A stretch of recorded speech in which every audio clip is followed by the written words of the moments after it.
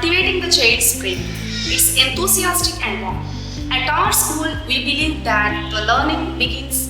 We activate the child's brain through the combination of right and left brain exercises. These exercises are designed to stimulate creativity, enhance problem solving skills, and improve memory. We know that more we challenge a child's brain, the more we prepare them for the world of learning that lies ahead. Through playful activities, hands-on experiences, and engaging methods, we help children develop critical thinking skills from an early age.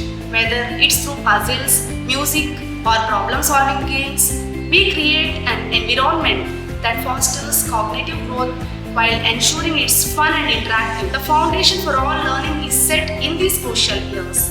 By activating both hemispheres of the brain, we prepare our students not only for academic excellence but also for creative problem solving and emotional intelligence skills they will carry with them throughout their lives.